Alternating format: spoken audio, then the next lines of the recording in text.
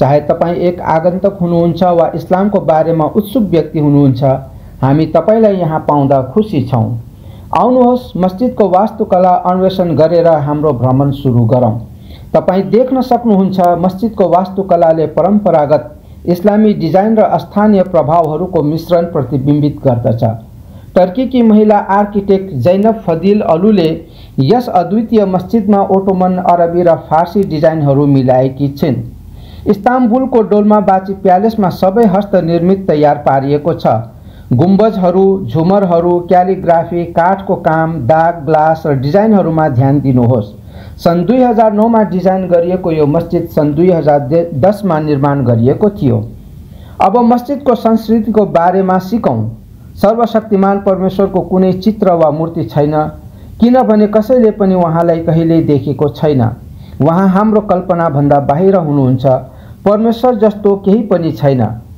प्रार्थना कक्ष केन्द्रीय स्थान हो जहाँ मुसलमानहरू आफ्नो 5 दैनिक प्रार्थनाको लागि भेला हुन्छन्। नमाज जमासित पढिन्छ।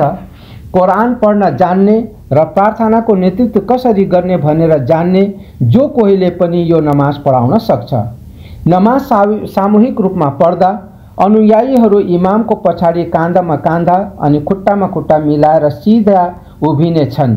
यसले सर्वशक्तिमान परमेश्वरको नजरमा हामी सबै बराबर छौं भन्ने बुझाउँछ। यसले हामीलाई हरेक मानिसलाई समान व्यवहार गर्न पनि सिकाउँछ। ईश्वर र एक मुस्लिम बीचको सम्बन्ध धेरै महत्त्वपूर्ण छ र कुनै मध्यस्थता बिना उहाँसँग सिधै प्रार्थना गरेर थप अद्वितीय बनाइएको छ। प्रार्थनाले आन्तरिक शान्ति ल्याउँछ।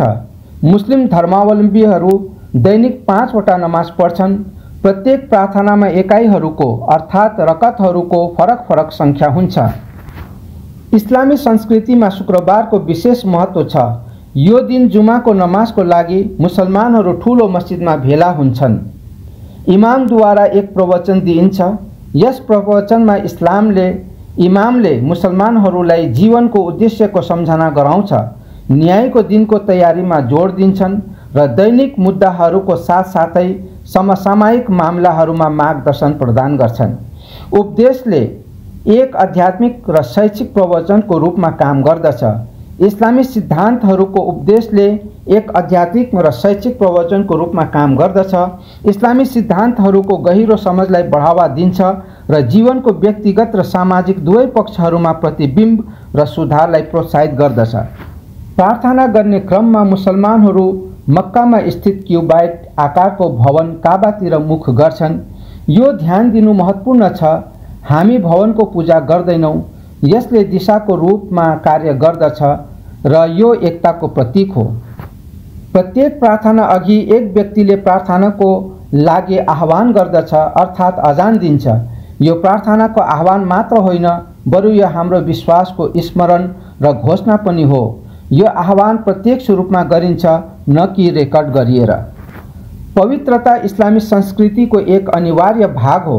शुक्रबारको प्रार्थनाको लागि स्नान गर्न सिफारिस गरिएको छ।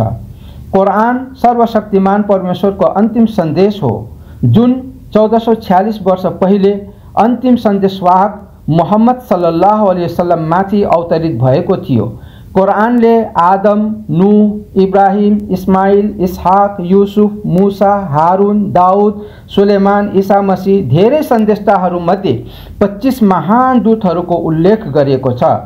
ईसा मसीह दोस्रो अन्तिम सेकेन्ड लास्ट अन्तिम अगमवक्ता हुनुहुन्छ र मुहम्मद सल्लल्लाहु अलैहि वसल्लम अन्तिम अगमवक्ता हुनुहुन्छ। कुरान अरबी भाषामा अवतरित गरिएको थियो।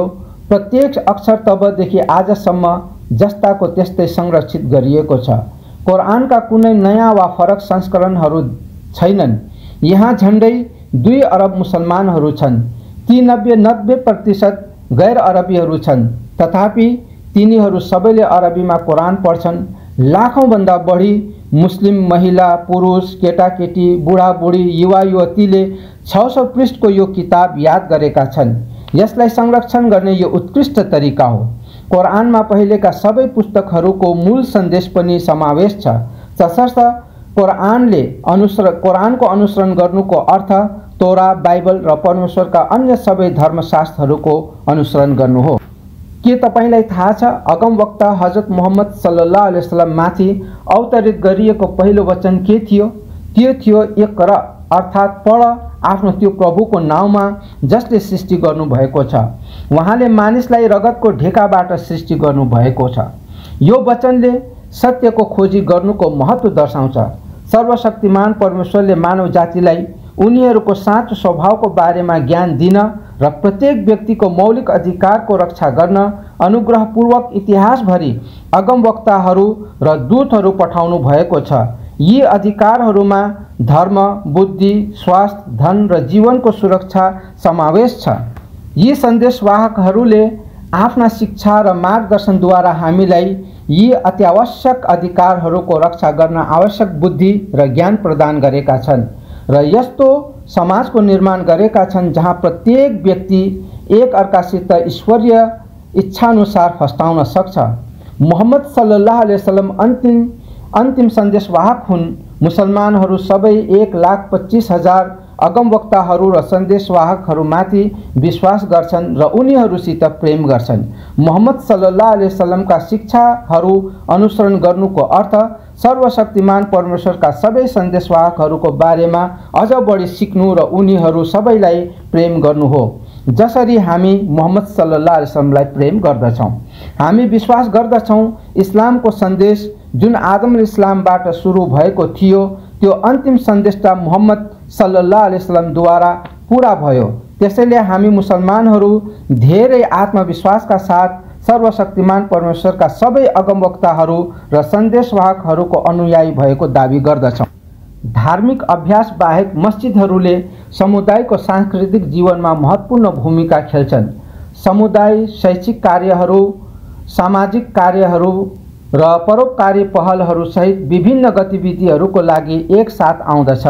मस्जिदहरूले प्राय सामुदायिक केन्द्रहरूको रूपमा सेवा गर्छन्, एकता र सहयोगलाई बढावा दिन्छन्। कटारा ब्लू मस्जिदको यो यात्रामा हामीसँग सामेल हुनुभएकोमा हामी धन्यवाद व्यक्त गर्दछौँ। हामी आशा गर्दछौँ यो अनुभवले तपाईलाई इस्लामको समृद्धि, सांस्कृतिक र धार्मिक विरासतमा रोचक अन्तर्दृष्टि प्रदान गरेको छ। हामी तपाईलाई कतारमा सुगत बसाई र तपाईको यात्रामा शान्तिको कामना गर्दछौँ। यदि तपाईसँग कुनै प्रश्नहरू छन् वा थप जानकारी चाहिन्छ भने कृपया हाम्रा स्वयंसेवकहरूलाई सोध्नुहोस् वा हाम्रो वेबसाइट www.edialog.org मा जानुहोस्। फ्रन्ट डेस्कमा उपलब्ध कटारा ब्लू मस्जिदबाट उपहारको रूपमा केही पुस्तकहरू र पठन सामग्रीहरू सङ्कलन गर्न नबिर्सिनुहोस्। प्रार्थनाको आह्वान अर्थात् अजान सुन्न वा कुरानको पहिलो अध्याय सुन्न वा प्रार्थनाका 3 अवस्थाहरू जान्न वा इस्लामका 5 आधारहरू जान्न वा स्नानको लागि चरणहरू जान्न कृपया अर्को बटन क्लिक गर्नुहोस्।